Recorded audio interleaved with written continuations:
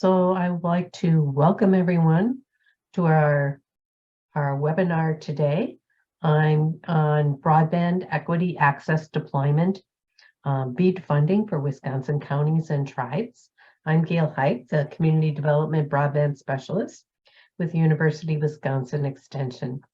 And it's my pleasure to kick off our webinar today with my extension colleagues, Brandon Hofstad. Brandon is the Community Economic Development Program Manager, Kristen Runge, our Communication Research Specialist, Jessica Beckendorf, our Digital Equity Facilitation Specialist, and Chris Stark, our Digital Equity Specialist.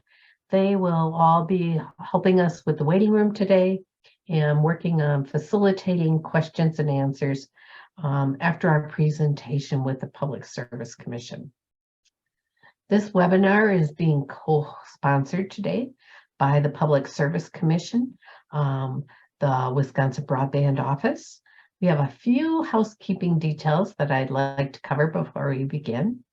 Today's meeting is being recorded, and the final video will be posted on the Extension Community Economic Development website following the presentation today.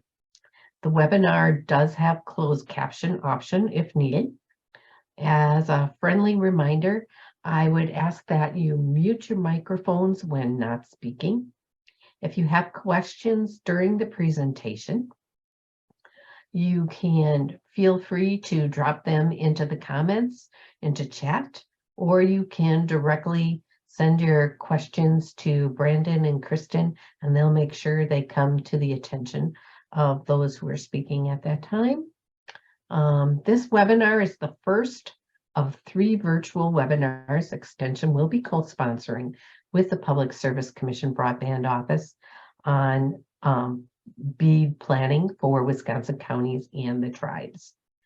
In today's world, having access to high-speed internet is essential for full participation, and this includes how we work, learn, live, access healthcare, and participate in democracy. To ensure prosperity in Wisconsin, we'll need to plan for broadband access thoughtfully. Wisconsin counties, tribes, and regional economic development organizations will all play a critical role in ensuring Wisconsin meets its goal of internet for all. So I want to thank you all for your efforts and participating with us today.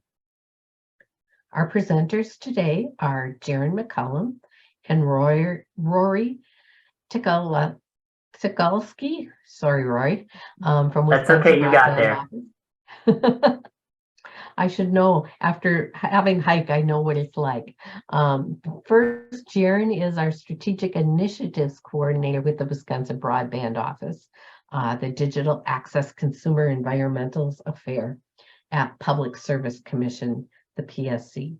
In his role, he pursues strategic initiatives, projects, and partnerships to advance broadband expansion, support technical assistance to communities, and increase outreach and stakeholder engagement, and promote work and mission of broadband, the mission of the Broadband Office. Jaron has been with the Wisconsin Broadband Office in various roles for over 7 years. Rory is the manager of the Wisconsin Broadband Office, and he's responsible for overseeing grant making, outreach, mapping, and planning efforts to high-speed internet to make high-speed internet accessible and affordable to all Wisconsinites. Rory has his Master's of Public Administration from Maxwell School at Syracuse University and a Bachelor of Science in Economics from the University of Wisconsin-Madison. Prior to joining the Wisconsin Broadband Office, Rory worked in budget management and policy development for the Wisconsin legislature. Jaron and Rory will walk us through BEAD planning for Wisconsin counties and tribes. With that, Jaron and Rory, the floor is yours. Thanks, Gail. It's good to be here, and we appreciate you and the Extension team hosting us today. It's a big effort to get all of this pulled together, and we appreciate the camaraderie and teamwork that you all are putting in. So, hi, I'm Roy Tukalski. I'm here with the Wisconsin Broadband Office, and I have my colleague here, Jaron, as well. We're here to talk to you today at a really high level about our Wisconsin Internet for All effort. We know there's been a lot of buzz about this, but we want to talk more specifically today about the role and opportunity for local units of government and tribes in this effort. It's really important to us that we hear the vision and feedback from local units of government, tribes, local leaders, and community members. And this is really, a kickoff for us in providing an opportunity and a framework for you all to do that in a really successful and comprehensive way. Gail said this already, but we're leaving ample time for questions. So please drop those questions in chat, and we will certainly address those at the end of the webinar. With that, I'll kick us off. And I like to start, whenever I speak, I like to start with this slide because I think it's important to talk about what our vision is so that we know what we're doing and why we're doing it. And at the Wisconsin Broadband Office, our vision is that all Wisconsinites have access to affordable broadband service and equitably share in the benefits of broadband technology.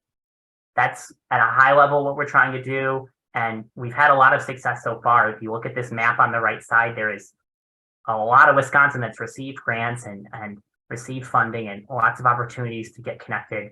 But I think there's gaps, and we recognize that, and we want to keep working on that. And this Wisconsin Internet for All effort is really focused on filling in those gaps and finding ways to creatively and strategically allocate resources so that we can maximize our impact and make sure that we're hitting all of those unserved areas of the state. So particular to today, I really want to emphasize one more thing. I will say, we really see local governments as key partners in our planning process and getting to, affordable, reliable internet for all Wisconsinites. And we know that successful broadband deployment requires inclusive and comprehensive engagement. And we think local leaders have the knowledge, passion, and vision that's really essential to this planning process. So, without your feedback, your engagement, your vision, I don't think we'll be successful. And we need you to be good partners and team up with us so that we can have a statewide broadband plan that aligns with that local vision and really, is successful in its deployment. So today we're spending all of our time talking about those lofty ideas and what it really means to be implemented and specifically what kind of steps need to be taken to get there. So with that, I'll talk a little bit about today's topic overall. I think at a high level, hopefully by the end of this webinar, I want you to be able to answer these 5 questions. And if you feel like you can't answer these 5 questions, start asking questions in the chat and we'll get you there. Really high level, what is the BEAD program, the Broadband Equity Access and Deployment Program? What is the role of local units of government and tribes in broadband planning and deployment? How can you help us? What are your skills? What is your unique perspective? Number 3 here, how do counties and tribes access planning funds? What are the mechanics? What kind of resources does the state have to offer you to help meet your goals and develop a really strategic plan for broadband deployment? And alongside that, what are the technical assistance offerings? Who are our partners? What can you access and how can they help? I think number 4 here is probably the most important and sometimes the hardest to understand, and that's what's included in a local or tribal broadband plan. How should you be thinking about broadband planning? Where do you get started? And finally, last, some mechanics here about what the timeline is, how it fits into our broader vision for a statewide broadband plan, what we're asking local units of governments and tribes to do next, and kind of the steps to get involved in this process. I will say, alongside our local planning effort here, we call this kind of the BEAD local planning program. We have a digital equity outreach program that we're conducting. It's really a separate effort, but deeply coordinated because these two are really closely linked programs and goals. And our digital equity program is focused on the human connectivity of broadband and why we really do this, helping people get meaningfully connected to the digital world, getting them devices, digital skills, affordable service, all those other components beyond just infrastructure access. And so today we're going to be talking really about planning for infrastructure access, but if you're interested in the digital equity outreach efforts, we have additional grants and resources we're giving out for those efforts. I can drop this link in chat. There's a link here now to a webinar we're hosting later this week for digital equity outreach grants. We really encourage you to attend that. I will also say this webinar is primarily focused on local units of Wisconsin state government, cities, villages, towns, counties. We also, a lot of this is very relevant to tribal members and tribal communities, and we'll be undergoing a pretty similar effort and offering these grants also to tribal members. But we're committed to doing some additional focused outreach to tribal members. We know there is a meeting next week being facilitated by Department of Administration. We'll be there to talk more specifically about this then as well. So if you're a tribal member, please don't consider this the only opportunity to learn and engage on this topic. All right, so what is BEAD? Well, at a really high level, BEAD is this $40 billion or so pot of money that the federal government has allocated for us nationwide to achieve internet for all. Well, lots of components for internet for all, but particular to BEAD, we're talking about infrastructure access to every location in Wisconsin. And so in this $42 billion, we're talking about providing and finding the gaps in service to locations that don't have access to 25x3 service. That's kind of the definition of broadband as we conventionally use it. 25x3 is 25 megabits per second download and 3 megabits per second upload speeds. That's really the baseline speed that we see as even the minimum speed you need to meaningfully connect with the internet and use kind of the available applications and opportunities on the internet. I will say 25x3 is not necessarily the only standard for measuring broadband speed. Lots of folks, and this is an evolving discussion as technology evolves, lots of folks are also focused on that 100x20 speed. That's about 4 times faster than 25x3. That's really talking about high speed, future-proof, reliable internet. And so the BEAD program is interested in funding as many locations as possible up to that 100x20 standard, but really making sure comprehensively that everyone has access to at least 25x3. So what does that mean for Wisconsin? The way the program is structured, the funding is federal funding under the federal bipartisan infrastructure law. That funding is going to be flowing to states, and states will be responsible for administering their state programs kind of independently and in coordination with local units of government. So our office is going to administer that funding, and we will be, much like our state broadband grant program has for many years, allocating funding to internet service providers and partnering in communities to fill in those gaps on that map and meet those areas with highest need. So in Wisconsin, that $40 billion pot of money, the best data we have these days, we're going to get about a proportional share of that money relative to how many locations we have that have need. Right now, we see about 220,000 locations as lacking access to that 25x3 standard in Wisconsin. So that's about 2.3 million locations in Wisconsin, about 220,000 lack 25x3. So using that calculation, we're expecting somewhere maybe between 800 million and $1 billion of infrastructure funding. So on top of that, there's also these underserved locations. This is locations lacking that 100x20 standard. In total in Wisconsin, we think there's about 500,000 locations that have internet service that's less than 100x20. So really, this program will be focused on those 200,000 locations and getting them high quality, reliable service, but also to the extent possible that we can be strategic in our planning, really focused on maximizing the benefit and the spread of resources. We're also hoping to get a lot of folks upgraded to that 100x20 service as well. It's a lot of money, but at a really high level, we think we need to be strategic to ensure that it goes to the right place and also is spread appropriately and in coordination with local units of government, with providers to have its maximum impact. So what does that mean in terms of next steps? Well, I have this timeline here. It's a little bit out of date, but I like to show it anyways because it shows kind of the broad strokes of the BEAD effort. Last fall, Wisconsin Broadband Office and Public Service Commission received approval for its planning efforts with the federal government.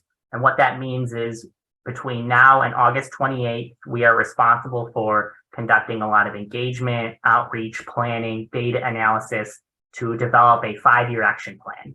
That 5-year action plan is going to form the foundation of how we spend our hopefully $1 billion in funding.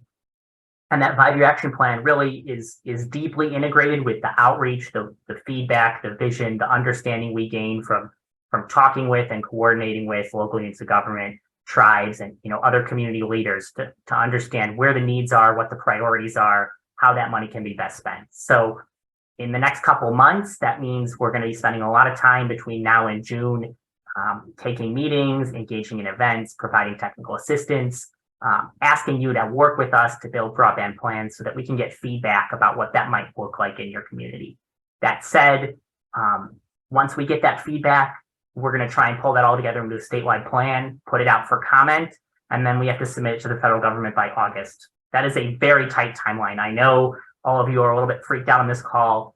There's plenty of time to pull this off. I will say, and I emphasize this again and again, planning is an ongoing effort. Technical assistance is an ongoing effort.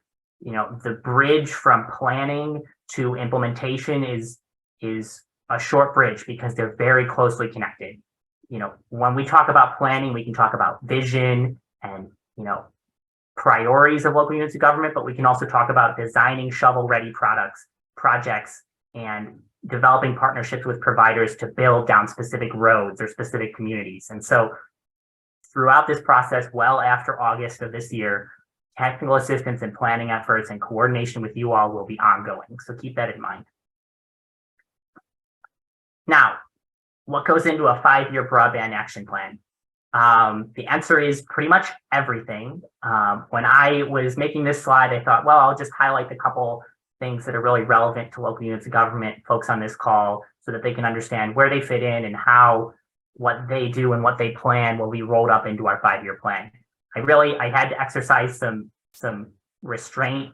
I think you could highlight just about everything on this slide, but a couple I really want to highlight is, technical assistance and additional capacity, understanding where the needs are and, what types of logistical technical assistance and capacity is needed to get that planning done and get those projects implemented. We want to develop a really comprehensive plan for universal, reliable service. We think, broadband deployment requires a really comprehensive and inclusive approach, and coordinating with those local units of government is a way to do that. We also, there's lots of data collection that needs to be done. We need to do outreach and engagement, have discussions and collaboration. So all of these things on this slide, when we get to August 28th, we will be submitting a plan that really incorporates all of these components into kind of a comprehensive plan for the federal government on how we're going to get with Internet for All Wisconsinites. I know we've said this before, and I'll emphasize this again.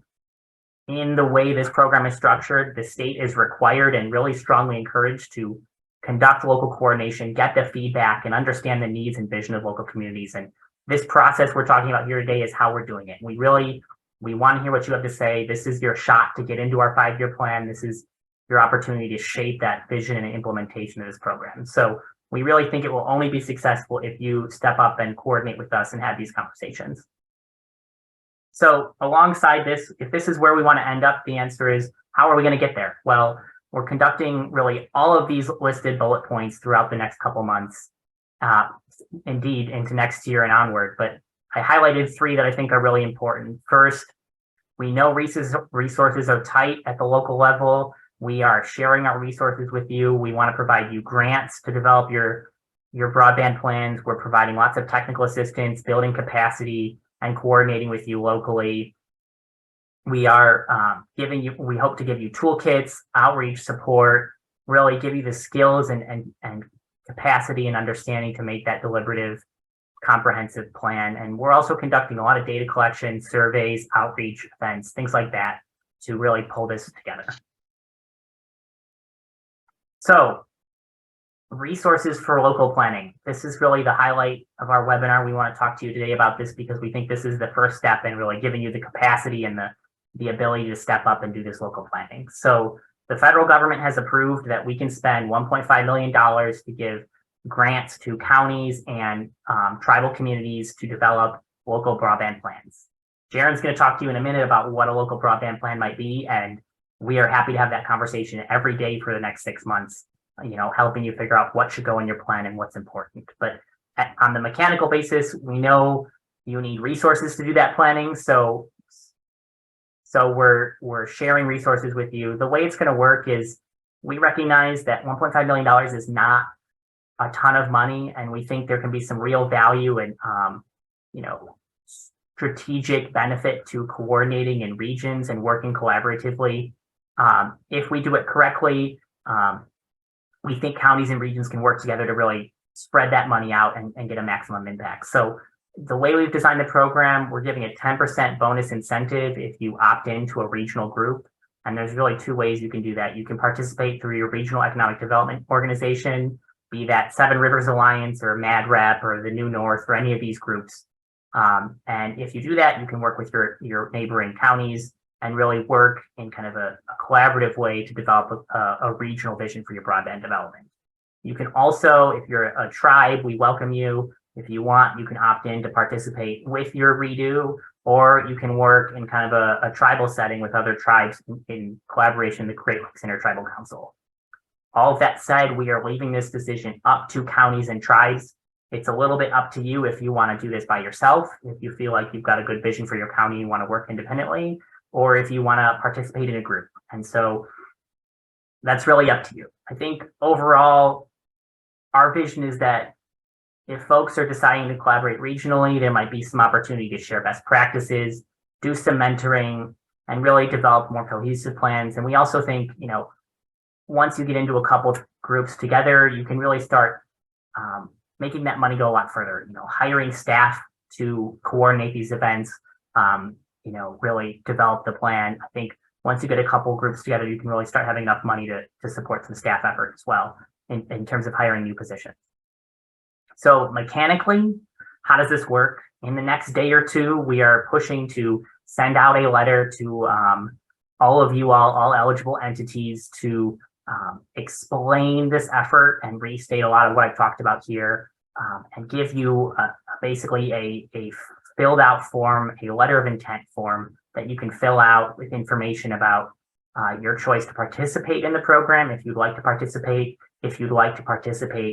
collaboratively in a region. If so, what collaborative group will be spearheading that effort, and then also kind of giving us a point of contact for who will lead this effort so that we know who to talk to and we know who to coordinate with going forward. So we'll be sending out this letter. You will not miss it. We'll also put it on our website. And we will be, I'll link this later in the presentation, but there's also a news list, mailing list that we'll be linking that you can subscribe to keep updated, and we'll send all this content as well through there. We're asking that you start these conversations now about how you're going to do your planning, if you're going to do it individually, collaboratively, in a region, or otherwise, and really work together to identify who's going to lead that effort in your county. So once we send you that letter, we're going to ask that by March 7th, 2023, you opt into our program. And when I say opt in, I mean you're signing a letter of intent saying, yes, we want to participate, we want to develop a broadband plan, and we want to receive technical assistance, and we also want to receive funding to do that. Once we get your opt-in letter of intent, we will work quickly to kind of do some of the logistics of grant making on the backside, and then we will follow up with you and help you get connected to that funding and those next steps. So that March 7th deadline, I want to emphasize it again. If we don't hear from you by March 7th, we can't get you the money, and that money will get spread out to other folks who are participating. So I really emphasize that. With that, I'm going to pass it over to Jaron, and he's going to talk to you a little bit about what goes into a broadband plan and what that means for you all in terms of, what the vision and goal of this program is. Jaron? Well, before we pass it on, there were two questions, and I'm wondering if I could ask those from the chat. Sure, I think we can address those maybe quick. Yeah, Dave Carlson asked who at the county will receive the letters of intent. So who will those letters of intent be sent to at the county level? And then the second question was, what about regional groups that are not redos? This is asked by someone who is part of a regional broadband coalition that includes part of 3 counties. Sure. So to address that first question, we're going to be sending those letters of intent out to county elected officials and county administrators. And we're going to leave it up to that elected leadership and that leadership in counties to decide who in particular is going to be allocating and administering those funds. But I would say if you're involved in broadband, our goal is that you get a copy of that letter. We'll make sure that a copy of that letter is available on the website. But really, the final decision is going to be up to county leadership in terms of who signs on and is managing that funding.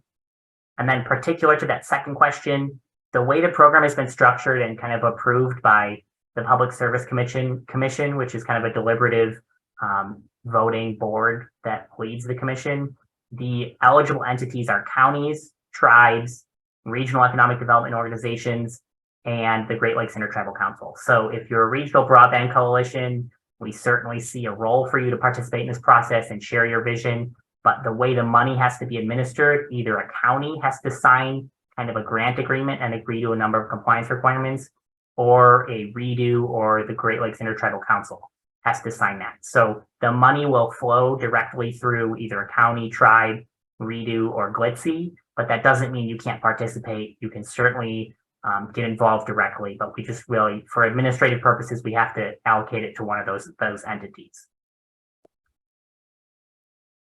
Did that answer those, Kristen? Thank you very much, Rory. All right, I'll pass it now to Jaren to talk about what goes into a broadband plan. Thanks, Rory. Appreciate that introduction. And I want to also start off by saying thank you to Extension for the opportunity today. I think PSC, WBO, the Broadband Office, and Extension have long had a great partnership and great relationship, and this is just another great example of that. So thank you to the folks at Extension for your help today and your help into the future. As was mentioned, I'm Jaren McCollum.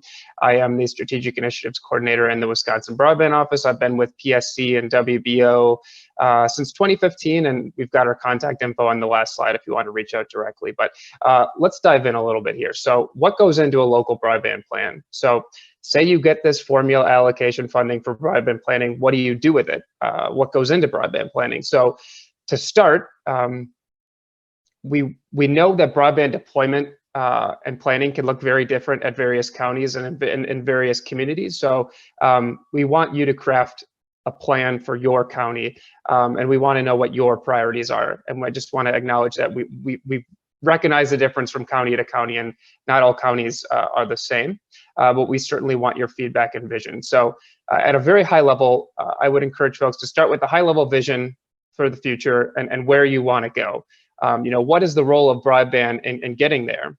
What opportunities do you want your residents to be able to access or capitalize on? Could be remote schooling, could be telework, taking advantage of digital skills, telehealth, helping senior citizens age in place, economic development. I can go on and on with those examples, but what opportunities you want your residents to be able to access or capitalize on.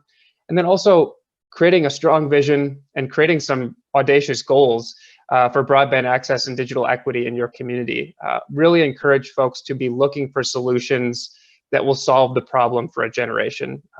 It's often said that we kind of have a generational opportunity and a generational amount of funding here. So we want communities to be looking at generational solutions. And then finally, on this vision for the future bullet point, find those local broadband champions and really support them. They are so key to having a successful outcome in a project. And those local broadband champions, they might be, you might be on this call right now, more than likely you are. Support those folks and help them achieve their goals and the community's goals. Moving on, a needs assessment, you'll want to take a look at where your gaps are.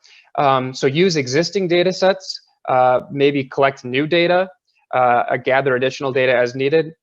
That could be like a survey of your citizens, what they see as their goals and needs, what they're currently experiencing at their home or business. And then similarly, where are your assets? Those could be human capital assets, potential partners, or it could be physical assets like fiber in the ground running down a particular street or a particular road. Next, establishing a planning committee or task force and then conducting those community conversations. So I'm going to talk about it in the next bullet point, focusing on partnership, but finding those key partners and convening them. You could be doing things like hosting outreach events, public education. Those sorts of things are certainly kind of key to a broadband plan, and is convening folks and convening stakeholders, finding out what your community's priorities are and what their vision is. And then finally, I really kind of try to emphasize this, is it's an ongoing effort in terms of educating and advocating on the behalf of broadband within your community. It's an ongoing battle. Actually, I shouldn't say battle, but it's an ongoing effort. And it's really key if you can get that grassroots effort or grassroots support to have a successful broadband project and broadband growth effort. Next, let's talk a little bit about partnerships. So working closely with multiple internet service providers to achieve your goals is really key. Those ISPs are going to be important partners throughout this process. Go within your immediate vicinity, what partners might be currently within your community, but also think about those quote unquote nearby providers that might have infrastructure nearby that might be looking to expand into your community. So create kind of a menu of options of internet service providers that you might work with, and then reach out to them and have frequent and often conversations with them. And then beyond the ISPs, bring other partners to the table. It's really important to bring other folks in to kind of share those risks and rewards. It could be entities such as school districts, medical organizations, hospitals, economic development professionals, libraries, much more. So a range of partners could really be brought to the table, and that would really assist with bringing various levels of expertise and resources to the table. What opportunities can a certain provider kick in? What resources can they kick in? And really crafting those robust public-private partnerships are really important to successful broadband projects. I like to say it's kind of an all-hands-on-deck approach when it comes to broadband planning and broadband coordination. So the more partners that you can bring into the room, I think the better. But along with those multiple partners into the room brings in kind of this coordination and logistics piece. So those local broadband champions and key points of contact are going to be really key when it comes to making sure everything's moving in the right direction and things are kind of staying on time. So within that, establishing a timeline, what are your project partners, or excuse me, who are your project partners and what are their timelines, and how does that align with your timeline as a community? Because they might vary and you might have to kind of marry those two to kind of harmonize a bit between those two timelines. And then within that also, Rory mentioned this, but to the extent you can get those shovel-ready projects, it's really key. Before we know it, we're going to have federal funding here and ready to deploy and ready to administer to help communities and ISPs connect these unserved and underserved areas of the state. So having those shovel-ready projects is really key. Have an idea of what specific areas might be, you would like to get addressed first. You think about specific phases or specific project partners, that sort of thing is really key when kind of to do the legwork ahead of time and make sure you're ready when funding does become available. And then I kind of want to wrap up here. I listed kind of 5 bullet points there, and then the 6th bullet point is some resources that we've got available for you all, but there's no particular order that this all necessarily has to take place. There might be a logical flow that you see, but there's not necessarily a particular order. So these all kind of work hand in hand to create a successful local broadband plan.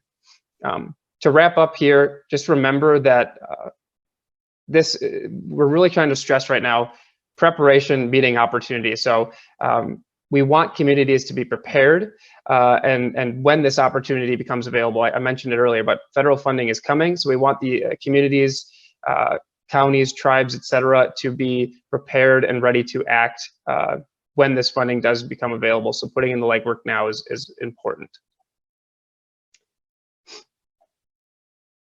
Let's see. Okay, slide 10. So technical assistance. So let's dive into that a little bit more. So to start, we're here to help. We know that broadband planning may be new to some of you. Some of you may have dipped your toe into it, have a little bit of experience, and some might be very well versed in the area of broadband. So to that point, we know that communities have varying levels of readiness, and we want to meet you where you are, and we want to assist you where you are. So as you can see here, we are partnering with the University of Wisconsin-Madison Division of Extension, often referred to just as Extension, and also the Wisconsin Economic Development Corporation, or WEDC's Office of Rural Prosperity. So for example, today we're hosting this Extension is helping us host this partnership, or host this webinar, I should say, and that's really only the start of it. So The folks from counties and local governments can be reaching out to University of Wisconsin Extension for this technical assistance help. And then when it comes to those regional economic development organizations, or REDOs, those folks can be reaching out to the Office of Rural Prosperity for further assistance when it comes to technical assistance and broadband planning. So tribal entities, kind of as another add on to that, those folks can be reaching out to the Wisconsin Broadband Office. Would be happy to help and assist with that technical assistance effort. You know, as a whole, I just want to say that, you know, these partners, whether it's Extension, WEDC, they're working right now to prepare materials, conduct outreach, host and convene conversations, webinars like this one, and empower you all to build your plan. So long story short, we're ready to help, and we want folks to reach out, and don't hesitate to reach out. And I also should say here, Rory mentioned it earlier, but this technical assistance effort, the state's 5-year action plan is due on August 28th, but you know, it's an ongoing effort and it doesn't stop on August 28th. So technical assistance is an iterative and ongoing process. So keep that in mind. Let's talk a little bit about a survey and mapping tool. So running parallel to this BEAD local planning grant program with the funding that we've been talking about and the implementation and broadband planning, we're conducting a survey of each county and tribe, and we want to learn about your current broadband deployment and digital equity efforts. So our partner Extension will be administering this survey this spring. It's a comprehensive survey, and we are offering $1,000 per survey response to help cover your costs of completing the survey. We recognize that there's time that needs to be invested, and maybe some little bit of digging and research that would need to be invested. So we're offering that incentive to get a response to this survey. And in addition to the comprehensive survey that we're sharing this spring, it will include kind of this interactive mapping tool, so to speak. So you can see a draft screenshot of that tool on the right-hand side. It's still very much a draft at this point, but we're working to make it as useful for you all as possible. But the intent here is that this tool will give you a better, more local look into broadband data in your area. And it would also allow you, the folks boots on the ground, to highlight areas of need or areas where you see the need to be prioritized on the map, and then share that information back to us. You might also be able to share where data is inaccurate, that sort of thing. So hopefully it's a useful tool to kind of toggle on and off different layers and get a clearer picture of what is happening within your community. So let's talk about what communities should be doing now, local units of government and tribal entities. What should they be doing now? So first off, we hope that this webinar kind of serves as a starting point to start the conversation, if the conversation wasn't already started. But within that, you know, who within your county or tribe will be leading this effort? Do you hope to work with a regional effort, whether that be the REDO, the Regional Economic Development Organizations, or the Great Lakes Intertribal Council? You know, who's leading that conversation? Is it the county admin? Is it maybe you have a broadband committee that has a chair? Is it a county CIO? Is it an economic development expert? It could be various people depending on the county and what they see fit, but starting that conversation is key. Second, Rory mentioned this, but be sure to sign that letter of intent by March 7th if you wish to participate. We certainly wish that everyone does participate, but that is a key step to kind of make sure that that funding is an option and available for the county or regional effort. The third one being plan to plan. So how will your team convene and coordinate, and how will you spend the funding? Think about things like who should be at the table. I talked about all those possible partners earlier on. Think about those key partners, get in conversation with them, and bring them to the table. Fourth, leverage that technical assistance help that I talked about earlier, whether that be through Extension, the Office of Rural Prosperity, or the Wisconsin Broadband Office. But think about that. And then finally, fifth one being towns, cities, villages, and other partners. You know, be sure to be communicating with your local county and REDO. You know, counties and REDOs and say the Great Lakes Intertribal Council provide a nice aggregation point. But we know that conversations also happen on a more local level than that. Broadband can be a really complex problem, but having information as close to the ground as possible as to what homes and businesses are experiencing, that boots on the ground knowledge is really key. So say you're a town official, have those conversations with your local county and make sure your voice is heard at the county level, so then it can be further rolled up into potentially a regional level, and then ultimately at the state level. And we want that information to flow both ways, whether it be the county of the towns, towns of the counties, and vice versa, you know, mixing in the cities, villages, and other tribal entities as well. So, and then just to wrap up this slide, I just want to say, you know, it's been mentioned, but this is really your opportunity to have your voice be heard. We want to encourage you to participate in this process. So please do participate in this process. Next slide, please. Oh, yeah, there you go. You got it. So stay connected with our office. It is really important that we all stay in constant communication with this process. There's a lot of moving parts. So please be sure to sign up for this local planning mailing list. Rory had mentioned it earlier. This will be the mailing list for local coordination as it relates to the BEAD program. So I think we can put a link into the chat. But beyond that mailing list, we'll also be hosting some office hours on February 21st and 22nd. The exact times are to be determined, but we're hoping that these office hours can provide an opportunity for folks to drop in, get more information, and make sure that things are progressing nicely as that March deadline approaches to opt in into this BEAD local planning grant program. So stay tuned for that. And then also, we've got another local planning webinar coming on March 6th at noon. Stay tuned, I think, for a registration link. And then finally, Rory mentioned this earlier, but if you're interested in those digital equity outreach grants, please do sign up for that webinar. I believe I put the link in the chat when Rory mentioned that. So I think we can wrap up there. I just, again, wanted to say thanks to Extension for the opportunity to join you all today and speak to the great network that they've got. I hope this was useful information and consumable. We've got contact information on the last slide as well. And if you want to reach out to us, please feel free to do so.